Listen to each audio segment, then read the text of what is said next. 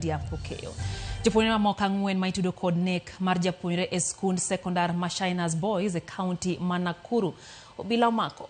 Obila wacho ni jopuonjre go omaki kaluwore kod nonro margi ma dhi nyime kendo koro biro chuno jopuonjre go mondo mi otim penj margi mar KCSE e tesend obila e bwo arita mager mar obila ka igeno mondo mi ochopgi e doho e yor mbui. Bang' tieko penj makamano matimore ka chije ma itudo gi kuo mar penj mar KCSE bende omaki Kisii kod kaunti ma Siaya. Jafwambo mara Cynthia Onyango nitiere kod ler mathoth ewi wachni. Nonro ma pod dhi nyime kendo geto kolo achije duto e nek ma koch manotimre Shinners Boys. County Commissioner ma Nakuru Leiford Kibara wacho ni nyaka sani achije duto ma osemaki kwan gi oseromo 8 ka kinde timo nonro margi. Obila ne oyudo moko kuom gigo ma ichichni gin yedhe ma meroji ma iparo ni jopuonjre go osebedo ka tiyo godo. In total, as at now, we've arrested 8 students.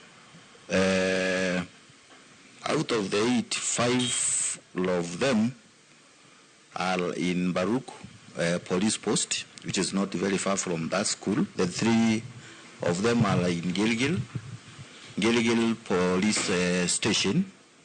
And again, once again, they are also doing their exams in at the police station.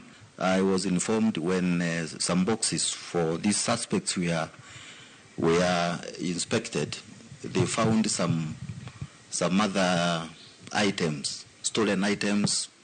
Again, there was even bangi and some other sachets that probably could have been kubel and other issues. Omedo ni tend migao mar somo igeno mondo tim nonro matut mar fwenyo kaponi tend sikunno nyalo bedo kod rem moro e tayo chenro mag sikunno e yo makare. The Ministry of Education to do an inspection once exams are complete, because we want to understand whether we could be having administrative issues in that school that are affecting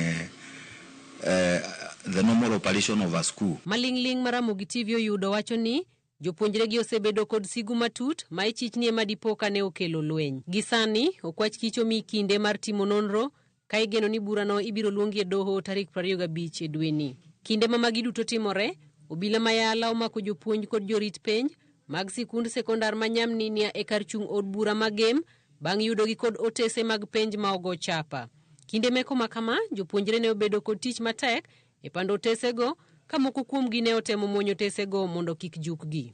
Komachielo, okwach kich ma Masaba North omako rawera moro mong'ere gi nying mar Steven Nyang'au Mbeche ma osebedo ka uso otese mag penje mbui mar Telegram kod WhatsApp. E limbe mar obila e kar jot mare, obila ne oyudo ng'we yamo kod laptop ma ichichni ma osebedo ka otiyogo e mayo jonyuol kod jopuonjre omenda ka uso negigo otego e mbui. Cynthia Onyango, Ramogi TV.